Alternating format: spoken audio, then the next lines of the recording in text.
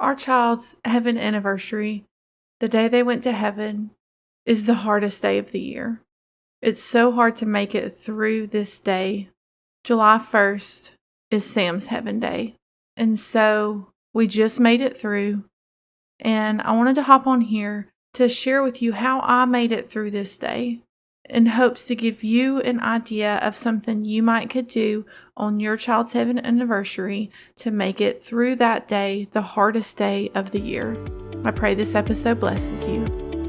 Welcome to Unlocking Joy After Grief. My name's Courtney, wife, mama of 6 kiddos, one in heaven waiting for us, and that's why I'm here. In 2017, we lost our 4-year-old son, Sam, and it's my joy to share with you everything this journey has taught me. So if you're ready for biblical encouragement, first-hand lessons, and support from a fellow grieving mama, then let's lace up our shoes and begin walking this road together. This year marks 7 years since we lost Sam. And looking back on the past 7 years, God has been so faithful. He's carried me through every hard moment, every hard day. And Sam's heaven anniversary is no exception. Every single year, he is with me. And I felt that again this year. For the 7th year in a row, he has seen me through the hardest 24 hours of the year.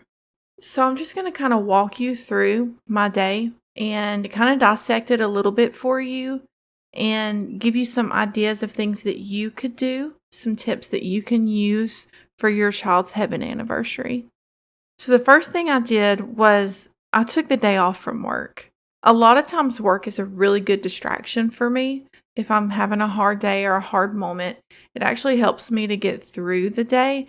But I have just learned through years trying to work on this specific day, I just can't do it. I can't focus. What normally is a good distraction, I can't, my mind won't even go to work. And so the past few years, I've just taken the day off. I just knew there's no point in me working. I'm just taking the day off and I will distract myself in other ways, which we'll get to in just a minute. But if this is you, if you have a really hard time focusing on this particular day, just go ahead and take the day off. Don't try to power through and try to make it through work. If you can, take the day off and plan some other things that we're going to talk about, but just give yourself that day. You just say, this is a hard day. I just know I need to take this day off. And that way you don't have to worry about work and how you're going to make it through. You know, a lot of times waves of grief hit us suddenly, like out of nowhere. But sometimes there are days that come up where we know it's going to be hard and we can plan and prepare for it. And this is one of these days, and it always is hard for me. So I just knew I'm going to take this day off work, and I'm always so thankful that I did. The second thing I did was I allowed myself to fully feel every emotion that came, not only on the day of his anniversary, but the days leading up to it as well. And if needed, the days after. Whatever emotion it is that comes with that day, I want you to allow yourself to feel it. Don't try and push it down. Don't try and bottle it up and try to ignore it, because it will come out eventually.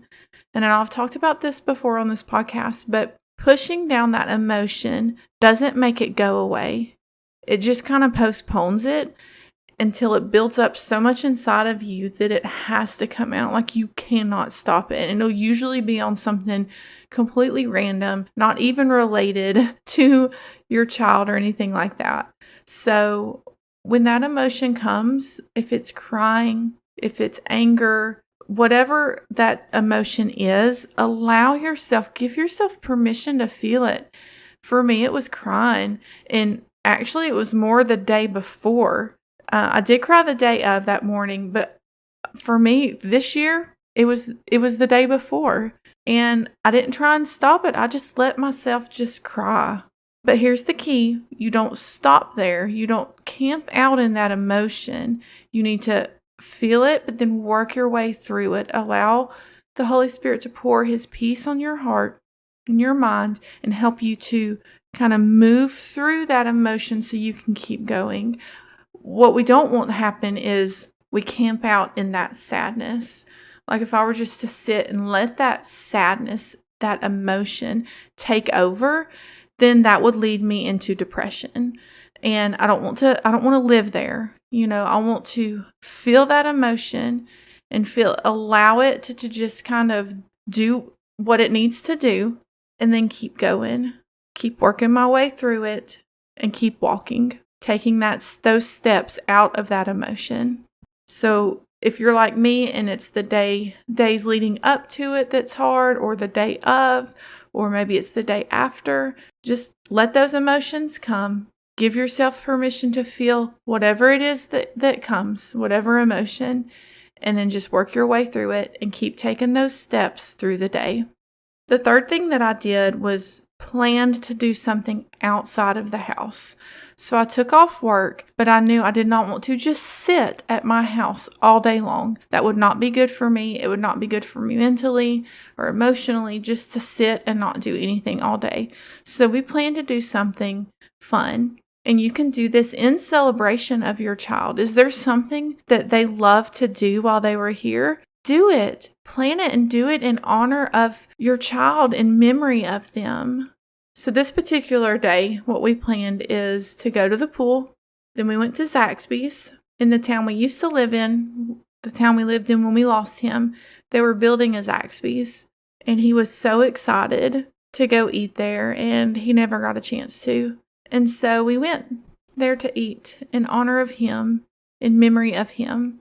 And then we released some balloons for him, which I'll talk about more in a minute.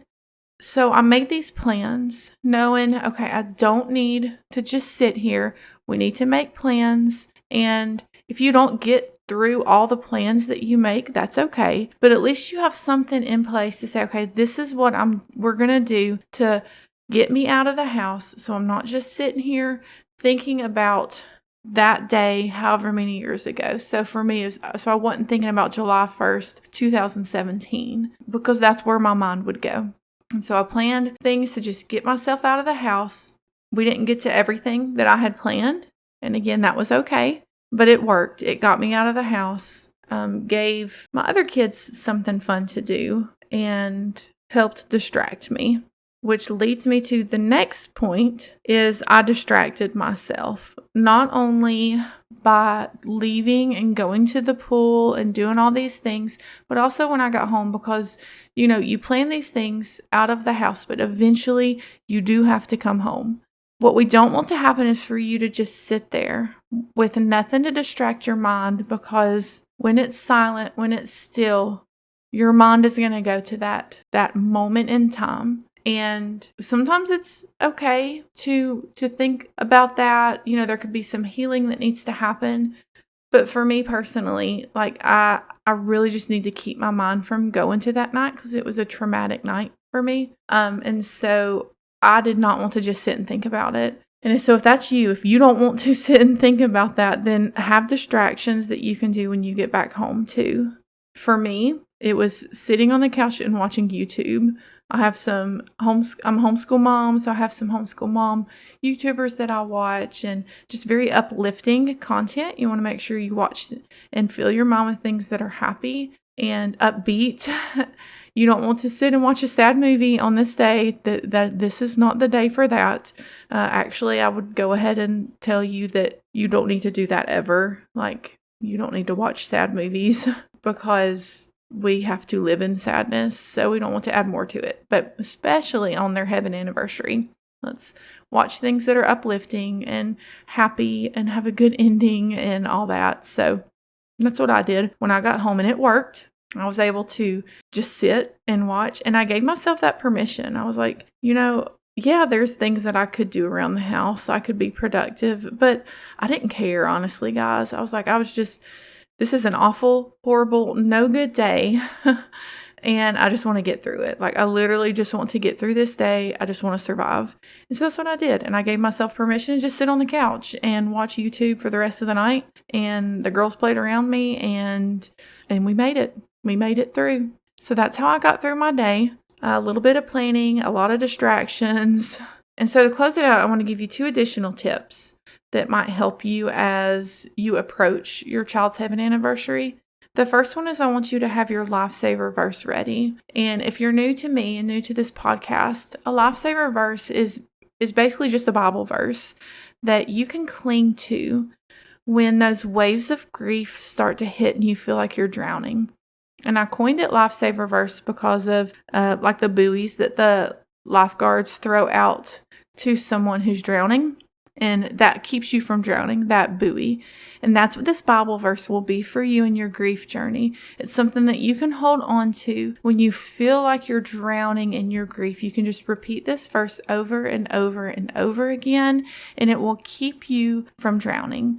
So this day is a perfect day to have this Bible verse ready. If you feel like you're starting to drown, pull out this verse, repeat it over and over in your mind, and let the truth of that verse pull you up out of the waves of grief that are pushing you down. I have a free printable for you that lists just a bunch of different Bible verses that you can read through, find one that sticks out to you, and use that as your verse that you can use throughout your grief journey. And I'll make sure I'll have this linked in the description of this episode. And so the second tip that I have for you is I want you to honor your feelings. Honor what you're feeling in that moment. So you might have made all these plans, right, to do all these things, and you might go and you realize I can't do this, or I want to do this instead. Honor those feelings. Go with what you're feeling. The only thing I wouldn't suggest doing is just sitting again, because that will make it really hard to get through the day, is to not do anything. But you know, if you're going and you feel like you want to do something different, just honor those feelings. And also, I want to say that you might plan these things thinking that it's going to make you feel a certain way, and it might not. And that's okay. For example, we release balloons for Sam. Sometimes we do it on his birthday. Some years we haven't done it at all. And I thought this year we'll do it again. And I was expecting to feel something, feel the way it made me feel the last time we did it. And it didn't. There was no emotions tied to it. We just released them in the air, and then that was it. And I was like, well, I feel like that didn't do anything for me and for my heart. And that's okay. You know, it's okay if you make these plans and you think you're going to feel a certain way and that feeling isn't there. That's okay. So now I know, okay, releasing balloons doesn't have the same effect for me, for my heart, that it did earlier in my grief journey. And again, I've talked about this a lot, but that's good. That means there's healing that's happening in your heart to where you don't feel like you have to do the things you used to do. And that's okay. I never want you to feel guilty about not doing things you used to do, thinking that you have to do those things the same way each time, because you change, your grief journey changes, your healing changes, and you just have to kind of move with those emotions, move with those feelings, allow the Holy Spirit to lead and direct you and guide you, and He'll show you where you need to go. He'll show you what you need to do. And if you do something you thought would work and it doesn't, then that's okay. Now you just know, okay, now I know. Releasing balloons is something I probably won't do next year, and that's okay. You know, we just kind of have to move with this, live with this, learn, and just honor those feelings that you have, and listen to the Holy Spirit, because He will lead and guide you in what your heart needs. So that's it, friend. If you have a heaven anniversary coming up as well, I pray peace upon you.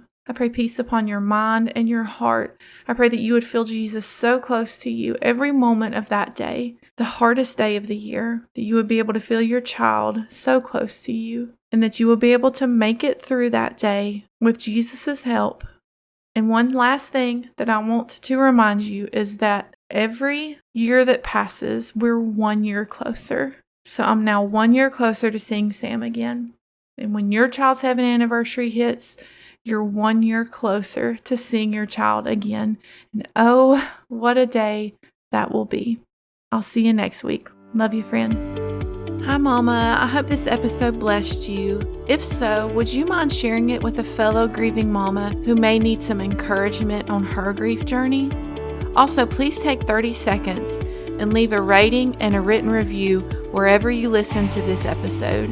Reading your reviews brings so much joy to my heart, and I love connecting with you in that way. All right, I'll see you here next Thursday for another episode. Love you, friend.